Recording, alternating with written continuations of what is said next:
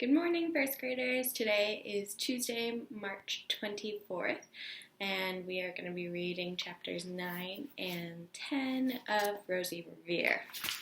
And as I kind of talked about yesterday, the first page of our chapter shows her sketch and plan of her Paint-A-Palooza #1 is what she's calling it.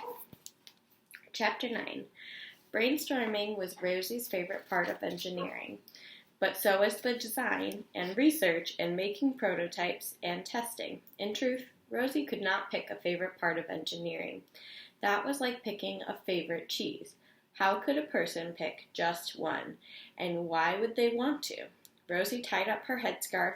She dumped a pile of engineering treasures on the table next to the broken Snakeaway Model 5 and got working.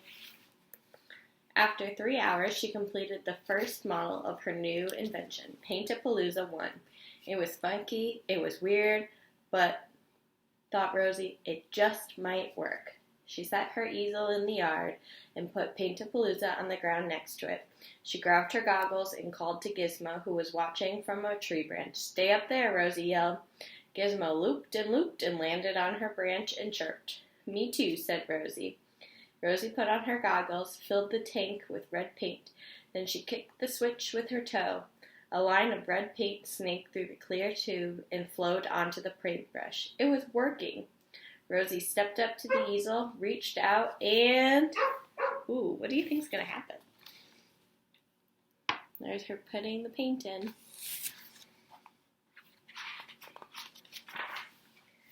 Snap!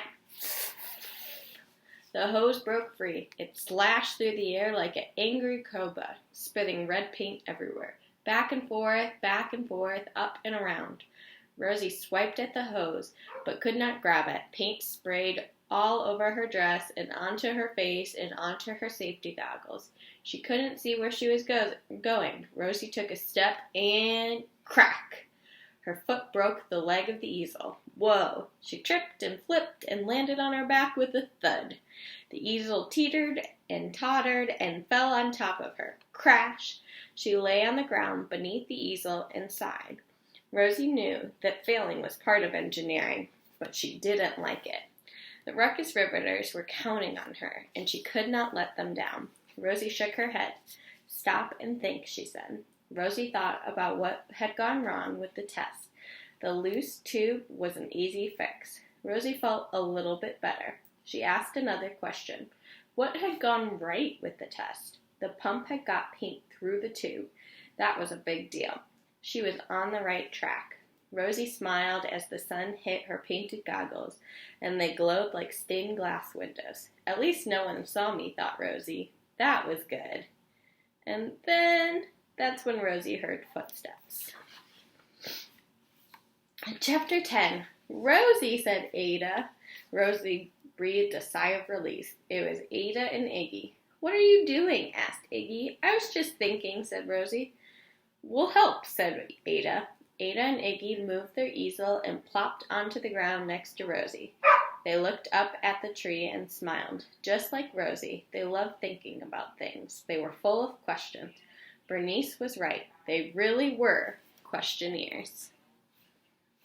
That tree needs a treehouse," said Iggy. He thought about how to make one.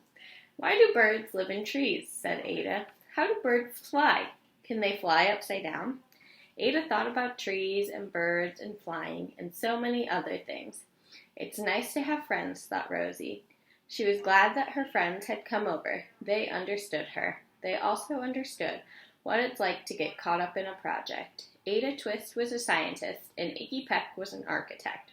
They always helped one another. The three friends lay beneath the tree for a long time. Rosie told them about the Ruckus Riveters and the Art A Go-Go contest.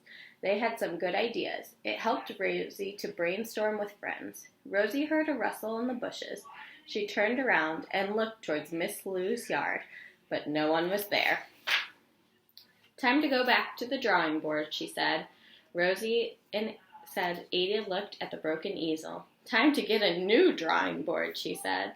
The broken one would make a great chalet for Ada's cat, said Iggy. Iggy was right. Ada's cat would love a triangle-shaped Swiss house called a chalet. As Iggy and Ada carried away the easel, Gizmo flew down from a tree and rested on Rosie's shoulder. Ready for Paint-A-Palooza too? Asked Rosie. Gizmo chirped. Yep, it's going to take a lot of paint, said Rosie. We're going to need a bigger bucket and more plastic tubing. Gizmo chirped again. You're right, said Rosie. We need more tape and lots of tape. And that's the end of chapter 10. This means that we are halfway through our book, and I will read you chapters 11 and 12 tomorrow. Bye, first grade.